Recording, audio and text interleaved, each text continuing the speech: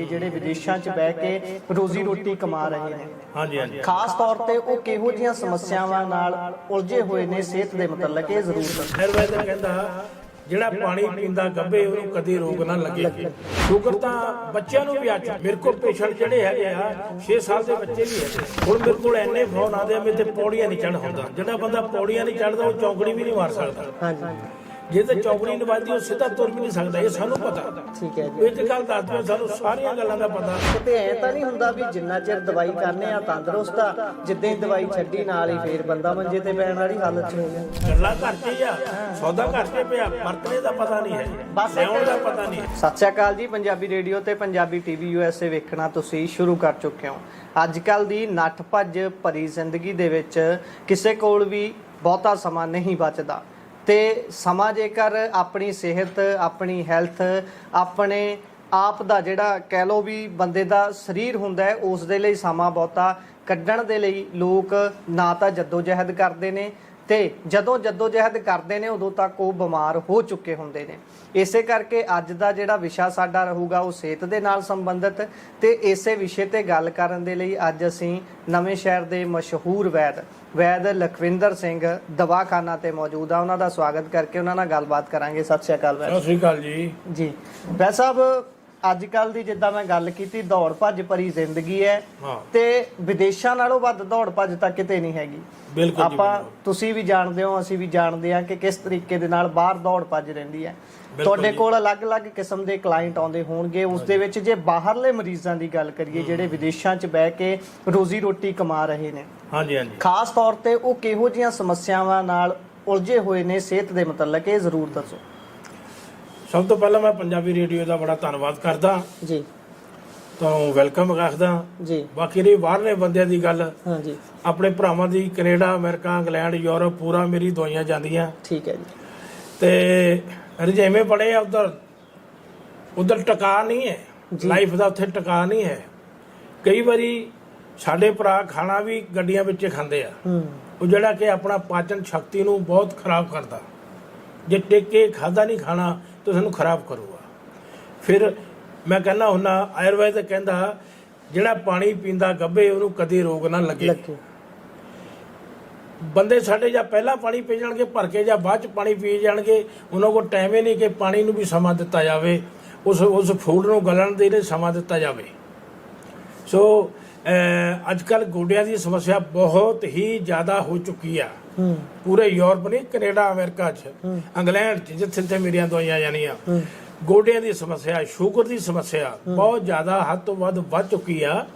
Sugar ਤਾਂ ਬੱਚਿਆਂ ਨੂੰ ਵੀ ਆ ਚੁੱਕੀ ਆ। ਕਿੰਨੀ ਉਮਰ ਹੱਦ ਦੇਖ ਸਕਦੇ? ਮੇਰੇ ਕੋਲ ਪੇਸ਼ੈਂਟ ਜਿਹੜੇ ਹੈਗੇ ਆ 6 ਸਾਲ ਦੇ ਬੱਚੇ ਵੀ ਹੈਗੇ ਆ ਸ਼ੂਗਰ ਦੇ ਮਰੀਜ਼ ਜਿਹੜੇ ਆ। ਇਹ ਤਾਂ ਬਹੁਤ ਗੰਭੀਰ ਵਿਸ਼ਾ ਹੈ, ਬਹੁਤ ਗੰਭੀਰ ਵਿਸ਼ਾ। ਇਹ ਪੇਰੈਂਟਸ ਦੇ ਵਿੱਚੋਂ ਆ ਜਾਂਦਾ ਆ, ਮਾਤਾ ਦੇ ਕੋਲੋਂ ਆ ਜਾਂਦਾ ਆ। ਮੈਂ ਤਾਂ ਇਹ ਵੀ ਅਰਦਾਸ ਕਰੂੰਗਾ ਆਪਣੀਆਂ ਬੱਚੀਆਂ ਨੂੰ ਕਿ ਆਪਣਾ ਖਾਣਾ, ਆਪਣਾ ਫੂਡ ਜਿਹੜਾ ਬਹੁਤ ਵਧੀਆ ਰੱਖੋ। ਆਪਣੇ ਬੱਚੇ ਦੀ ਸਿਹਤ ਦੇ ਮੁਤਾਬਕ ਤੁਸੀਂ ਫੂਡ ਖਾਣਾ ਤੁਹਾਨੂੰ ਚਾਹੀਦਾ ਹੈ। ਹਰ ਵੇਲੇ ਹਰ ਬੰਦਾ ਆਪਣੇ ਕੋਲ, ਆਪਣੇ ਗੱਡੀ 'ਚ, ਆਪਣੇ ਘਰ, ਆਪਣੇ ਦਫ਼ਤਰ ਇੱਕ ਅੱਜ ਬੂਟੀ ਆਉਂਦੀ ਜਵੈਣ, ਹਾਂਜੀ, ਜਵੈਣ ਆਉਂਦੀ ਆ। ਉਹ ਹਰ ਬੰਦਾ ਆਪਣੇ ਕੋਲ, ਬੱਚਾ, ਬੁੱਢਾ, ਜਵਾਨ ਰੱਖੇ। ਉਹ 2 ਚੁਟਕੀਆਂ ਭਰ ਕੇ ਖਾ ਲਵੇ, ਚਬਾ ਲਵੇ।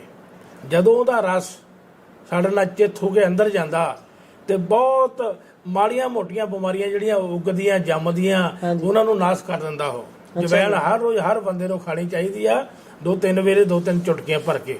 ਤੇ ਫਿਰ ਡਾਕਟਰ ਤੋਂ ਜਾਣ ਦੀ ਲੋੜ ਨਹੀਂ ਪਊ। ਹਾਂ, ਕਾਫੀ ਰਾਹਤ ਮਿਲ ਜਾਂਦੀ, ਬੰਦਾ ਐਕਟਿਵ ਰਹਿੰਦਾ।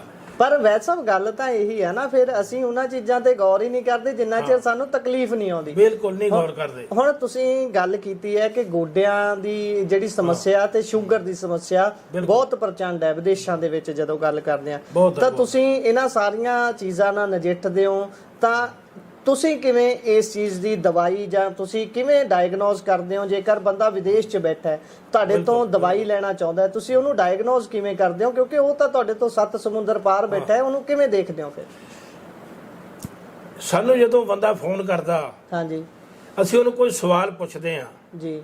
ਹੁਣ ਸਾਡਾ ਤਜਰਬਾ ਹੀ ਇੰਨਾ ਹੋ ਚੁੱਕਾ ਕਿ ਸਾਨੂੰ ਇੱਕ ਗੱਲ ਤੋਂ 12 ਗੱਲਾਂ ਦਾ ਹੋਰ ਪਤਾ ਲੱਗ ਜਾਂਦਾ। ਇਹਨੂੰ ਆ ਵੀ ਹੋਣਾ, ਇਹਨੂੰ ਆ ਵੀ ਹੋਣਾ, ਏਦਾਂ ਜ਼ਰੂਰ ਹੋਇਆ ਹੋਣਾ।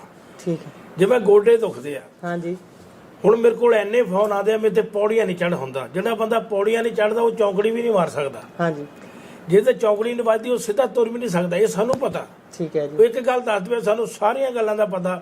ਜਦੋਂ ਅੰਦਰ ਮਿੱਝ, ਜਿਹੜੀ ਇਹਨੂੰ ਮਿੱਝ ਕਹਿੰਦੇ ਆ, ਉਹ ਸਲੋ ਹੋ ਗਈ ਬਣਨੀ, ਤੇ ਜਦੋਂ ਖੁਰਾਕ ਵਧੀਆ ਨਹੀਂ ਖਾਣੀ, 버ਗਰ ਪੀਜੇ ਖਾਈ ਜਾਣੇ ਆ। ਮੈਂ ਤਾਂ ਇਹ ਵੀ ਕਹਿਣਾ, ਅੱਜ ਕੱਲ ਦੀ ਪੀੜ੍ਹੀ ਜੋ ਹੁਣ ਬੱਚੇ ਹੋ ਰਹੇ ਆ, ਜਵਾਨ ਹੋ ਰਹੇ ਆ, ਉਹਨੇ 30-32 ਸਾਲਾਂ ਦੀ ਉਮਰ ਜਾ ਕੇ ਉਹਨਾਂ ਦੇ ਗੋਡੇ ਬਦਲਾਣੇ ਪੈਣੇ ਆ, ਕਿਉਂਕਿ ਉਹਨਾਂ ਦੀ ਖੁਰਾਕ ਬਿਲਕੁਲ ਹੈ ਨਹੀਂ। 버ਗਰ ਦੇ ਵਿੱਚ ਪੇਟ ਭਰੂਗਾ, ਪੀਜ਼ਿਆਂ ਨਾਲ ਪੇਟ ਭਰੂਗਾ, ਸਾਡੇ ਜੋੜਾਂ ਦੇ ਵਿੱਚ ਮਿੱਝ ਨਹੀਂ ਭਰੂਗੀ ਜੀ ਜੀ। ਉਹ ਪ੍ਰੋਬਲਮ ਦਊਗੀ, ਸਿਰ ਤੋਂ ਹੁਣ ਲੱਗ ਪਾਣਗੇ, ਅੱਖਾਂ ਦੀ ਲਾਈਟ ਘਟ ਜਾਊਗੀ। ਖੁਰਾਕ ਨੋ ਗੁੱਡ, ਖੁਰਾਕਾਂ ਨਹੀਂ ਚੰਗੀਆਂ। ਇਸ ਕਰਕੇ ਮੈਂ ਕੈਨੇਡਾ, ਅਮਰੀਕਾ, ਸਾਰੀ ਦੁਨੀਆ ਦੇ ਵਿੱਚ ਇਹ ਗੋਡਿਆਂ ਦੀ ਦਵਾਈ ਭੇਜਦਾ। ਉਹਦੇ ਨਾਲ ਆਯੁਰਵੈਦਿਕ ਚੀਜ਼ਾਂ ਸਾਰੀਆਂ ਆਪ ਤਿਆਰ ਕੀਤੀਆਂ ਹੋਈਆਂ। ਸਾਡੇ ਕੋਲ ਦੇਸੀ ਬੂਟੀਆਂ ਹੁੰਦੀਆਂ, ਜਿੱਦਾਂ ਮੇਰੇ ਕੋਲ ਬੂਟੀ ਆ, ਇਹ ਹੁਣ ਇਸ ਵੇਲੇ ਫਲ ਤੇ ਆਣੇ ਵਾਲੀ ਹੈ। ਇਹਨੂੰ ਫਲ ਲੱਗ ਜਾਣਾ, ਹੁਣ ਫੁੱਲ ਆਉਣੇ ਆ, ਪੱਤੇ ਆਣੇ ਆ। ਇਹ ਫਿਰ ਅਸੀਂ ਹਲਦੀ ਦੇ ਵਿੱਚ ਮਾਰਦੇ ਆ ਇਹਨਾਂ ਨੂੰ। ਅੱਛਾ ਜੀ। ਉਹ ਤੋਂ ਬਾਅਦ ਬਦਾਮ ਰੋਗਨ ਦਿੰਨੇ ਆ ਇਹਨੂੰ, ਉਹਦੇ ਵਿੱਚ ਤਿਆਰ। ਇਹਦੇ ਨਾਲ ਹੋਰ 24 ਬੂਟੀਆਂ ਹੋਰ ਵੀ ਆ, ਠੀਕ ਹੈ, ਜਿਹੜੀਆਂ ਪੱਕ ਚੁੱਕੀਆਂ, ਸਾਡੀ ਤੜਾਈ ਹੋ ਚੁੱਕੀ ਆ। ਅਸੀਂ ਉਹਨਾਂ ਨੂੰ ਹੁਣ ਸ਼ੁੱਧ ਛਾਂਟ ਰਹੇ ਆ, ਤੇ ਉਹ ਬੂਟੀਆਂ ਮਾਰ ਕੇ ਫਿਰ ਬੰਨ ਕੇ ਤਿਆਰ ਕਰਕੇ ਅਸੀਂ ਬਾਹਰ ਦਿੰਨੇ ਆ। ਜਿਹੜਾ ਵੀ ਸਾਨੂੰ ਬੰਦਾ ਕਾਲ ਕਰਦਾ, ਉਹਨੂੰ ਤਸੱਲੀ ਦੇ ਨਾਲ ਗੱਲ ਕਰੀਦੀ ਉਹਦੇ ਨਾਲ। ਜੇ ਸ਼ੂਗਰ ਵਾਲਾ ਕਰਦਾ, ਸ਼ੂਗਰ ਦੇ ਸਾਰੀਆਂ ਗੱਲਾਂ ਲੱਛਣ ਉਹਨੂੰ ਆਪ ਦੱਸ ਦਿੰਦੇ ਆ, ਪਿਆ ਹੁੰਦੇ ਆ। ਉਹ ਸਾਨੂੰ ਅੱਕ ਦੱਸਦਾ, ਅਸੀਂ ਉਹਨੂੰ ਸਾਰੇ ਦੱਸਦੇ, ਆ ਵੀ ਹੈਗਾ, ਹਾਂਜੀ ਆ ਵੀ ਹੈਗਾ, ਮੈਨੂੰ ਆ ਵੀ ਹੈਗਾ, ਵੈਸਾ ਮੈਨੂੰ ਆ ਵੀ ਹੈਗਾ। ਸਾਰੇ ਆਪਣਾ ਆਪ ਦੱਸ ਦਿੰਦੇ ਆ, ਕਿਉਂਕਿ ਸਾਡਾ ਤਜਰਬਾ ਹੀ ਮਹਾਰਾਜ ਇੰਨਾ ਹੋ ਚੁੱਕਾ ਆ। ਸੋ ਇਹ ਅਸੀਂ ਬੂਟੀਆਂ ਮਾਰ ਕੇ ਉਹਨਾਂ ਬੰਦਿਆਂ ਨੂੰ ਇੱਥੋਂ ਭੇਜਦੇ ਆ।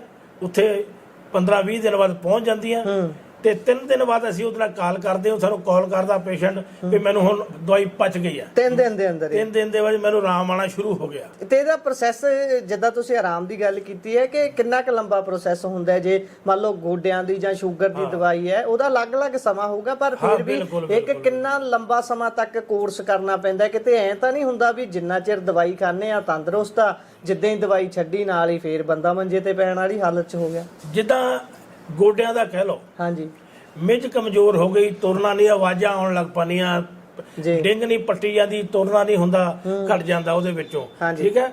ਉਹ ਫਿਰ ਜਿਹੜੀ ਅਸੀਂ ਦਵਾਈਆਂ ਭੇਜਦੇ ਉਹਨਾਂ ਨੂੰ, ਬਦਾਮਾਂ ਵਿੱਚ ਮਾਰ ਕੇ ਭੇਜਦੇ ਆ, ਉਹ ਫਿਰ ਗਰੀਸ ਬਣਾਉਂਦੀਆਂ। ਕਾਲੀਆਂ ਮਿਰਚਾਂ ਪਾ ਕੇ ਅਸੀਂ 24 ਬੂਟੀਆਂ ਪਾ ਕੇ ਉਹ 'ਚ ਗਰੀਸ ਬਣਾਉਂਦੀਆਂ। ਅੱਜ ਕੱਲ ਪਰਸੋਂ ਉਹ ਜਿਹੜਾ ਸਲੋ ਸਿਸਟਮ ਹੋਇਆ ਹੁੰਦਾ, ਉਹ ਬਣਨ ਲੱਗ ਪੈਂਦਾ। ਇਹਦੇ ਸਾਡਾ 4 ਮਹੀਨੇ ਦਾ ਪ੍ਰੋਸੀਜਰ ਹੈ। ਗੋਡਿਆਂ ਵਾਲਾ ਬੰਦਾ 4 ਮਹੀਨੇ ਸਾਡੀ ਦਵਾਈ ਖਾ ਗਿਆ ਤੇ ਉਹਦੇ ਗੋਡੇ ਬਦਲਾਣੇ ਨਹੀਂ ਪਊਗੇ, ਪ੍ਰੋਮਿਸ ਹੈ। ਜੇ ਉਹਨੂੰ ਰეკਮੈਂਡ ਵੀ ਕੀਤਾ ਹੋਇਆ ਡਾਕਟਰ ਨੇ, ਫਿਰ ਵੀ ਬਦਲਾਉਣੇ ਨਹੀਂ? ਮੈਂ ਕਹਿੰਦਾ ਹੁੰਦਾ ਪਹਿਲਾਂ ਦਵਾਈ ਖਾ ਲਓ, ਡਾਕਟਰ ਤਾਂ ਕਹਿੰਦਾ ਬਦਲਾਉਣੇ ਆ, ਚਲੋ ਬਦਲਾ ਲੈ, ਪਰ ਇੱਕ ਵਾਰੀ ਟਰਾਈ ਕਰਕੇ ਦੇਖੋ। ਜੇ ਨਾ ਸਾਡੇ ਜਿਹੜੇ ਆਪਣੇ ਨੈਚੁਰਲੀ ਕੁਦਰਤ ਦੇ ਦਿੱਤੇ ਹੋਏ ਗੋਡੇ ਸਾਡੇ ਕੋਲ ਰਹਿ ਜਾਣ, ਤੇ ਇਹ ਤੋਂ ਵੱਡੀ ਚੀਜ਼ ਕਿਹੜੀ ਚੀਜ਼ ਹੈ? ਕਿਉਂਕਿ ਆਪਰੇਸ਼ਨ ਤੋਂ ਬਾਅਦ ਬੰਦਾ ਪਹਿਲੇ ਵਰਗਾ ਨਹੀਂ, ਫਿਰ ਨਹੀਂ ਪਹਿਲੇ ਵਰਗਾ ਨਹੀਂ ਰਹਿ ਸਕਦਾ। ਬਹੁਤ ਹੀ ਦੁਨੀਆ ਦੇ ਵਿੱਚੋਂ ਫੋਨ ਆਉਂਦੇ ਆ, ਦੁਨੀਆ ਵਿੱਚ ਮੈਂ ਦਵਾਈ ਭੇਜਦਾ, ਉਹ ਟਰਾਈ ਕਰਦੇ ਆ, ਠੀਕ ਰਹਿੰਦੀ ਹੈ, ਗੁੱਡ ਰਹਿੰਦੇ ਆ।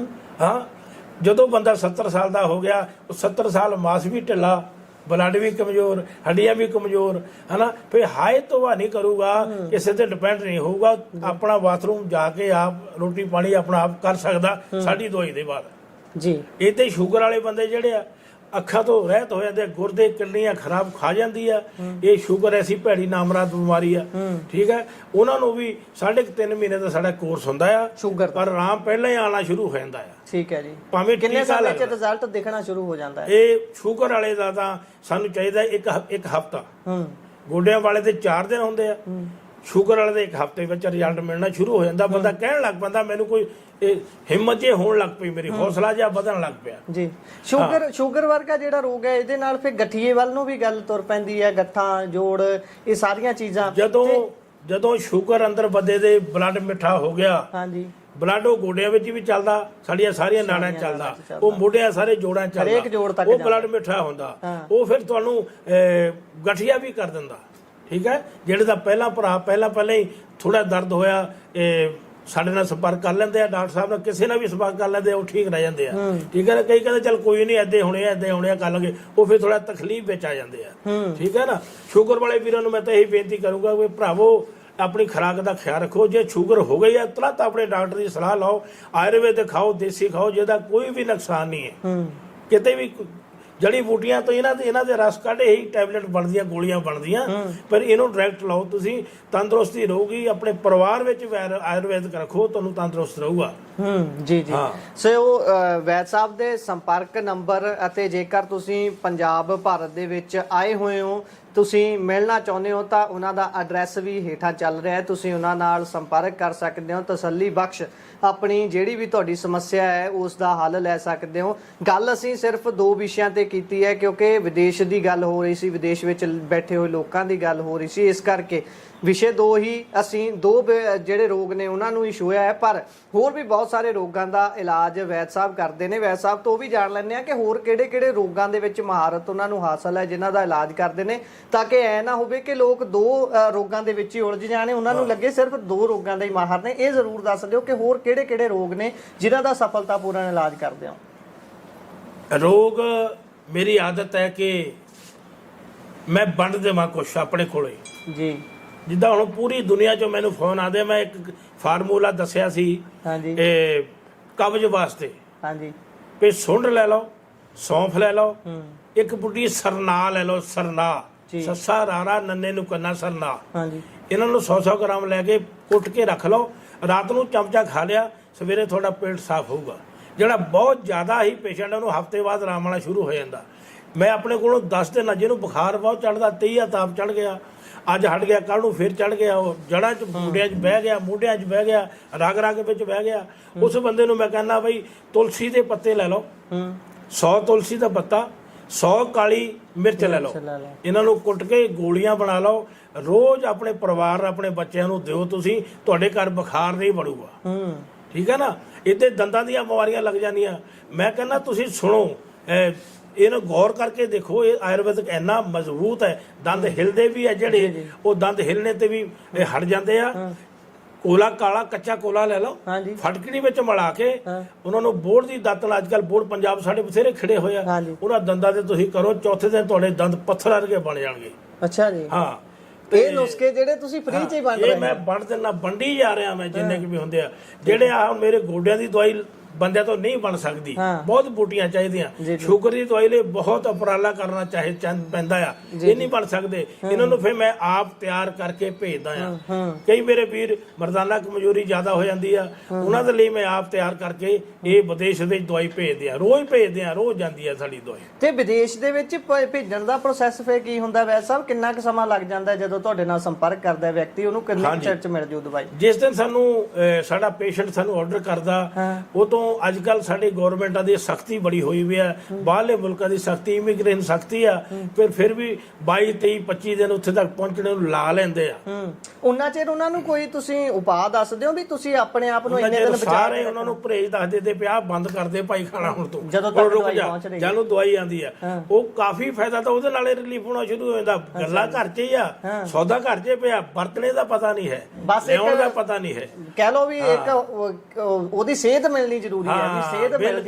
ਬਿਲਕੁਲ। ਜਦੋਂ ਸਿਹਤ ਮਿਲ ਗਈ, ਬੰਦਾ ਆਪਣੇ ਆਪ ਹੀ, ਇੱਕ ਸਾਡਾ ਵਿਸ਼ਵਾਸ ਹੀ ਐਸਾ ਆ ਇਹ ਡਾਕਟਰਾਂ ਦਾ, ਵੈਦ ਸਾਹਿਬ ਦਾ, ਕਿਸੇ ਦਾ ਵੀ ਵੈਦਾਂ ਦਾ, ਕਿ ਜਦੋਂ ਗੱਲ ਕਰ ਲਈ ਆ ਤਾਂ ਫਿਰ ਏਦਾਂ ਲੱਗਦਾ ਵੀ ਮੈਨੂੰ ਯਾਰ ਆਰਾਮ ਆ ਜਾਣਾ, ਹਨਾ। ਇੱਕ ਵਿਸ਼ਵਾਸ ਐਸਾ ਆ, ਭਰੋਸੇਯੋਗਤਾ। ਹਾਂ, ਬਸ ਜੀ। ਸੋ ਵੈਦ ਸਾਹਿਬ, ਤੁਸੀਂ ਸਮਾਂ ਕੱਢਿਆ ਸਾਡੇ ਨਾਲ, ਇੰਨੀ ਵਡਮੁੱਲੀ ਜਾਣਕਾਰੀ ਤੁਸੀਂ ਸਾਂਝੀ ਕੀਤੀ, ਤੁਹਾਡਾ ਬਹੁਤ ਧੰਨਵਾਦ। ਜੇ ਅੰਤ 'ਚ ਤੁਸੀਂ ਸਾਡੀ ਆਡੀਅנס ਨੂੰ ਕੋਈ ਸੁਨੇਹਾ ਦੇਣਾ ਚਾਹ ਰਹੇ ਹੋ, ਜਿਹੜੇ ਤੁਹਾਨੂੰ ਦੇਖ ਰਹੇ ਨੇ, ਸੁਣ ਰਹੇ ਨੇ, ਤਾਂ ਜ਼ਰੂਰ ਦੇ ਦਿਓ। ਮੈਂ ਇਹ ਕਹੂੰਗਾ ਵੀ ਮੇਰੇ ਸਰੋਤਿਓ, ਮੇਰੇ ਦੋਸਤੋ, ਮੇਰੀ ਧੀਓ ਬੱਚਿਓ, ਵੀ ਆਪਣੇ ਖੁਰਾਕ ਦਾ ਖਿਆਲ ਰੱਖੋ। ਅੱਜ ਕੱਲ੍ਹ ਖੁਰਾਕਾਂ ਬਹੁਤ ਡੁਪਲੀਕੇਟ ਬਣ ਕੇ, ਸਵਾਦਿਸ਼ਟ ਬਣ ਕੇ ਬਾਜ਼ਾਰ ਦੇ ਵਿੱਚ ਆ ਗਈਆਂ। ਨਾ ਆਪ ਖਾਓ, ਉਹਨਾਂ ਨੂੰ ਆਪ ਤਿਆਰ ਕਰਕੇ ਆਪਣੇ ਬੱਚਿਆਂ ਨੂੰ ਖੁਰਾਕ ਦਿਓ, ਆਪਣੇ ਮਾਂ-ਬਾਪ ਨੂੰ ਆਪਣੇ ਹੱਥੀਂ ਤਿਆਰ ਕਰਕੇ ਦਿਓ, ਤਾਂ ਤੰਦਰੁਸਤੀ ਰਹਿਣੀ ਆ। ਜੇ ਤੁਹਾਡੇ ਕੋਲ ਟਾਈਮ ਹੈ ਨਹੀਂ ਖੁਰਾਕ ਖਿਲਾਉਣ ਦਾ, ਰੋਟੀ ਬਣਾਉਣ ਦਾ, ਆਪਣੇ ਲਈ ਛਕਣ ਦਾ, ਬਾਹਰਲੇ ਫੂਡ ਖਾਣੇ ਆ, ਬਾਹਰਲੇ ਹੀ ਤੁਸੀਂ ਚੀਜ਼ਾਂ ਖਾਣੀਆਂ, ਫਿਰ ਬਿਮਾਰੀਆਂ ਤਾਂ ਵੱਟ ਤੇ ਪਈਆਂ, ਉੱਪਰੇ ਪਈਆਂ, ਉਹ ਤਾਂ ਮੱਖੀਆਂ ਤਾਂ ਉੱਪਰੇ ਪਈਆਂ ਉਹਨਾਂ ਦੇ। ਤੁਸੀਂ ਵੱਧ ਤੋਂ ਵੱਧ ਜਵੈਣ ਖਾਣੀ ਸ਼ੁਰੂ ਕਰੋ, ਆਪਣੇ ਘਰ 'ਚ ਰੱਖੋ। ਤੇ ਪਾਣੀ ਜਿਹੜਾ ਪੀਣਾ, ਰੋਟੀ ਦੇ ਗੱਭੇ ਪੀਣਾ, ਪਹਿਲਾਂ ਰੋਟੀ ਅੱਧੀ ਖਾ ਲਓ, ਫਿਰ ਖਾ ਲਾ ਰਾਣੀ ਪੀ ਲਓ, ਬਾਅਦ 'ਚ ਕੋਈ ਪਾਣੀ ਨਹੀਂ ਪੀਣਾ। ਠੀਕ ਹੈ ਨਾ। ਹੋਰ ਤੁਹਾਨੂੰ ਸਲਾਹ ਦੀ ਲੋੜ ਹੋਵੇ, ਮੈਨੂੰ ਫੋਨ ਕਰਿਓ, 98 143 84 992। ਨਵਾਂ ਸ਼ਹਿਰ ਮੈਂ ਹੈਗਾ, ਸਾਰੇ ਤੁਸੀਂ ਜਾਣਦੇ ਹੋ। ਫਿਰ ਵੀ ਜੋ ਵੀ ਸੇਵਾ ਹੋਇਆ ਮੈਨੂੰ ਦੱਸਿਓ। ਸ਼ੂਗਰ ਦੀ, ਗਠੀਏ ਦੀ ਜੋੜ ਦਰਦ ਹੈ, ਪੌੜੀਆਂ ਨਹੀਂ ਚੜ੍ਹ ਹੁੰਦਾ, ਸ਼ੂਗਰ ਕਰਕੇ ਤੁਹਾਡੇ ਗੁਰਦੇ ਖਰਾਬ ਹੋ ਗਏ, ਟੀਕੇ ਲੱਗਣ ਲੱਗ ਪਏ, ਇਹ ਸੇਵਾ ਮੈਨੂੰ ਦਿਓ, ਮੈਂ ਹਾਜ਼ਰ ਹਾਂ ਜੀ। ਸਤਿ ਸ੍ਰੀ ਅਕਾਲ ਜੀ, ਬਹੁਤ ਬਹੁਤ ਧੰਨਵਾਦ ਜੀ। ਸੋ ਇਹ ਸਨ ਸਾਡੇ ਨਾਲ ਲਖਵਿੰਦਰ ਸਿੰਘ ਵੈਦ, ਜਿਹੜੇ ਕਿ ਨਵਾਂ ਸ਼ਹਿਰ ਤੋਂ ਨੇ ਅਤੇ ਉਹਨਾਂ ਦੇ ਦਵਾਖਾਨੇ ਤੇ ਆ ਕੇ ਉਹਨਾਂ ਨਾਲ ਗੱਲਬਾਤ ਕੀਤੀ ਹੈ। ਵਿਸ਼ਾ ਤੁਸੀਂ ਸਾਰਿਆਂ ਨੇ ਸੁਣਿਆ ਹੈ ਕਿ ਕਿੰਨੀ ਸੁਹਿਰਦਤਾ ਦੇ ਨਾਲ ਉਹਨਾਂ ਨੇ ਗੱਲਾਂ ਦੇ ਜਵਾਬ ਦਿੱਤੇ ਨੇ। ਤੁਹਾਨੂੰ ਗੱਲਬਾਤ ਕਿਹੋ ਜਿਹੀ ਲੱਗੀ ਹੈ, ਆਪਣੇ ਵਿਚਾਰ ਟਿੱਪਣੀਆਂ ਸਾਡੇ ਨਾਲ ਸਾਂਝੇ ਜ਼ਰੂਰ ਕਰਿਓ ਤੇ ਹੇਠਾਂ ਨੰਬਰ ਚੱਲ ਰਿਹਾ ਹੈ, ਤੁਸੀਂ ਨਾਲ ਸੰਪਰਕ ਵੀ ਕਰ ਸਕਦੇ ਹੋ। ਜੁੜੇ ਰਹੋ ਪੰਜਾਬੀ ਰੇਡੀਓ ਤੇ ਪੰਜਾਬੀ ਟੀਵੀ USA